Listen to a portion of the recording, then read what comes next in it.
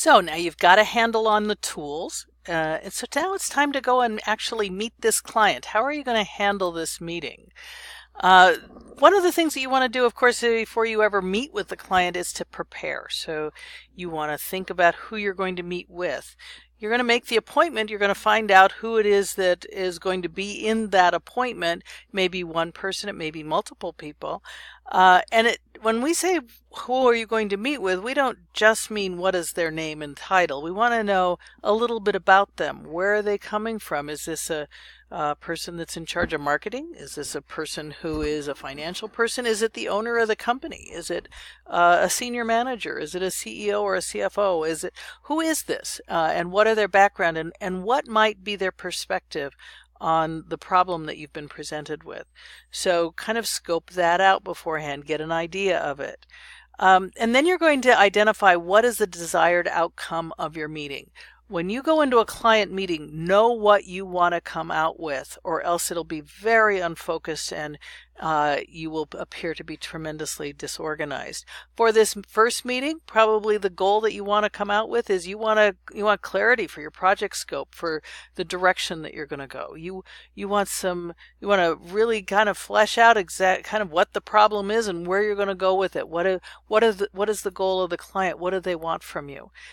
So that could very well be the goal, the outcome that you're looking for. You may have something slightly different, but whatever it is, decide as a team before you walk in that room what it is that you want out of that meeting.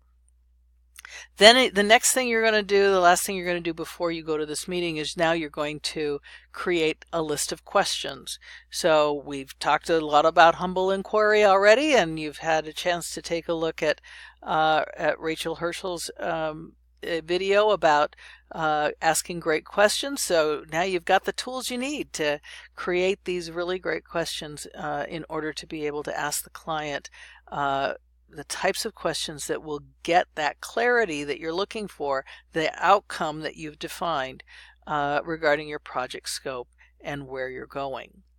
So now you're going to get into the meeting, and when you get into the meeting, you're going to start establishing the engagement. This is when you start asking those questions, when you actually start doing the work of a consultant face-to-face with a client. You're going to negotiate with the client about their wants and needs. Remember, you're trying to create a manageable scope of business here, a project that will fit into a time frame that fits within the skills and talents that you bring to the table, and that has very strong focus and scope. Okay, you don't want to provide a lot of choices. You want to make sure that there's that the choices you have are doable, and that the client is not going to be overwhelmed by the types of things that you're going to suggest to them. You're going to surface concerns from them about the kind of exposure that they might have and the loss of control they might feel. This is another place where your humble inquiry is going to come forward, because lots of people don't feel very comfortable about providing you with things like their financials or their marketing plan or their social media data, or whatever it is that you may want. Sometimes they want to hold that a little close to the vest. So you need to overcome the concerns about any kind of exposure they might have from sharing that kind of information with you.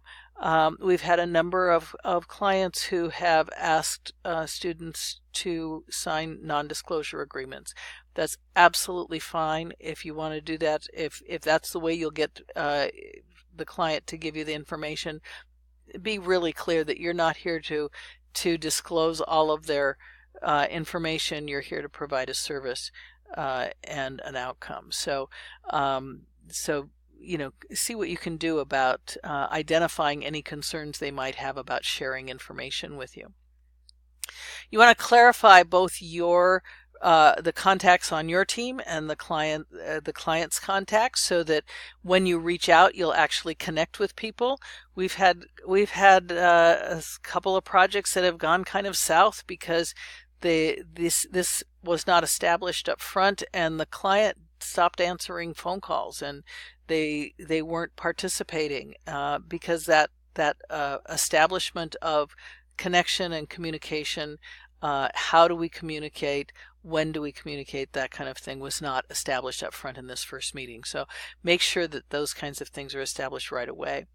And then the next thing you want to do is establish expectations, both yours and the consultants. And this part of it has to do with the project, part of it has to do with communication and what you expect from them in terms of sharing data, how much data you will share and what kinds of ideas and thoughts that you will share with them, how you will work within the organization. They may, if you're going to go in and do some interviews or that sort of thing with inside the organization, you're going to want to have some kind of a code of conduct about how you're going to do that, so that they know what to expect of you inside their organization, and you know what to expect when you go in to do that. So really clarify expectations about on both sides. And all of that then sort of adds up into a definition of the process of how you're going to work together. By the time this first meeting is over, you should have at least the beginnings. You may not have it totally fleshed out, but the beginnings of an idea of kind of the rules of the road, the how you're going to be working together and what you're going to be doing. Okay, so we can all be overwhelmed by too many choices, and obviously there's lots of choices here. So the next video that you're going to watch is a video by Barry Schwartz talking about just that, what we do with choice and how we help people make decisions and choices by offering the right amount of choice. So take a look at Barry. He's kind of fun and interesting, a little bit iconoclastic, and I think you'll enjoy what he has to say, as well as learning a lot from him. And I'll see you back here after you've finished watching that.